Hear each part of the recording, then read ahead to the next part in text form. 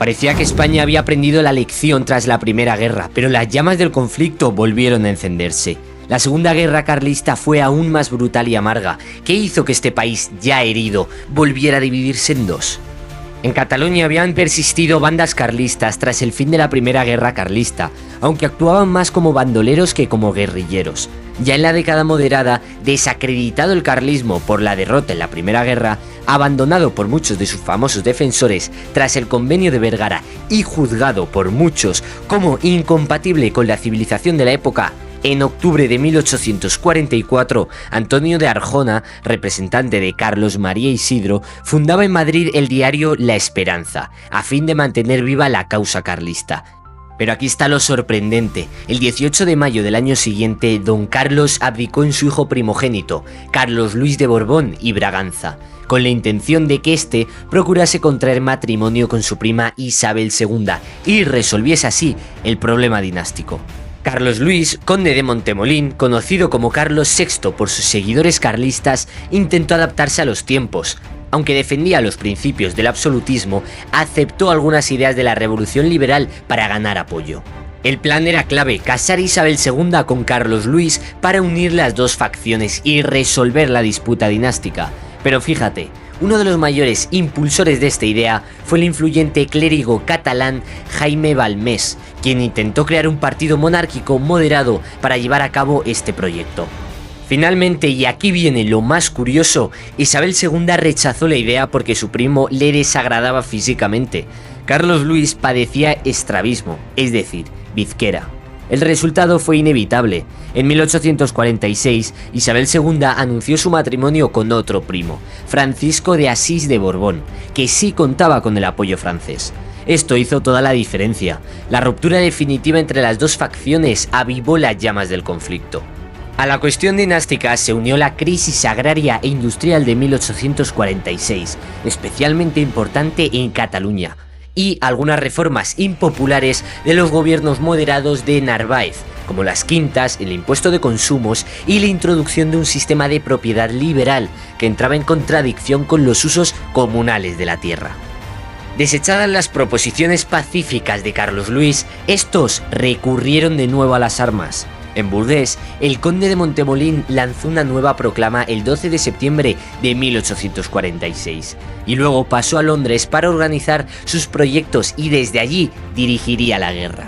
Al poco tiempo publicó una proclama anunciando que había llegado el momento que había querido evitar y llamando a las armas a los españoles. Se creó una junta vasco-navarra que publicó un manifiesto para el alzamiento de las provincias, a grito de «Viva el rey y vivan los fueros», pero obtuvo poco éxito. En cambio, en Cataluña tuvo éxito la rebelión, que dio comienzo a finales de 1846. Empezando por Solsona, se formaron diversas partidas guerrilleras carlistas que no sobrepasaban los 500 hombres a comienzos de 1847. Y que atacaban fundamentalmente a funcionarios públicos y a unidades militares.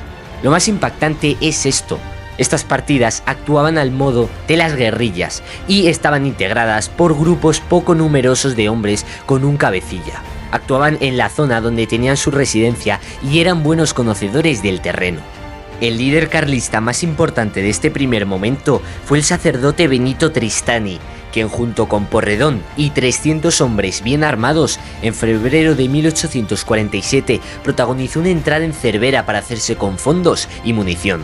El capitán general del bando liberal, Manuel Pavía, se puso en movimiento y tuvo la suerte de derrotar a Tristany y cogerle prisionero, fusilándole con otros de sus compañeros el 17 de mayo.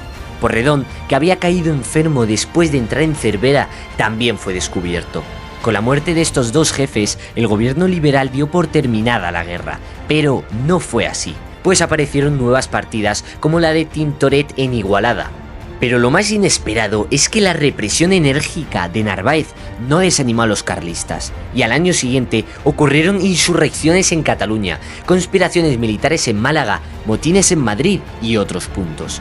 En el mismo año que se casó la reina con su primo Francisco de Asís, estallaron sublevaciones militares en Oviedo, Santiago, Lugo, Vigo, Logroño, Cartagena y otros sitios, teniendo lugar los llamados fusilamientos de Carral. El alzamiento carlista de 1848 fue parte de una serie de revueltas que estallaron en varios países europeos, como Austria, Italia, Francia y España. En un contexto de revoluciones generalizadas, en ese año se produjo una oleada revolucionaria que afectó a las naciones católicas, a menudo coordinadas por un mismo impulso reformista.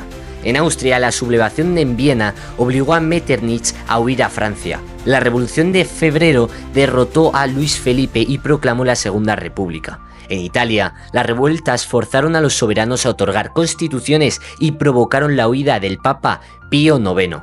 En España se produjeron 7 intentos revolucionarios, destacando el levantamiento en Cataluña. En este caso, algunos republicanos intentaron instaurar una república. El levantamiento fue sofocado con fusilamientos y deportaciones a Filipinas. Este alzamiento fue una manifestación más de las tensiones políticas y sociales del siglo XIX, particularmente en el contexto del carlismo, que seguía siendo una fuerza de oposición a las reformas liberales en España. Me di cuenta de algo extremadamente interesante. Todo esto produjo el incremento del carlismo, aumentándose el número de los carlistas en Cataluña.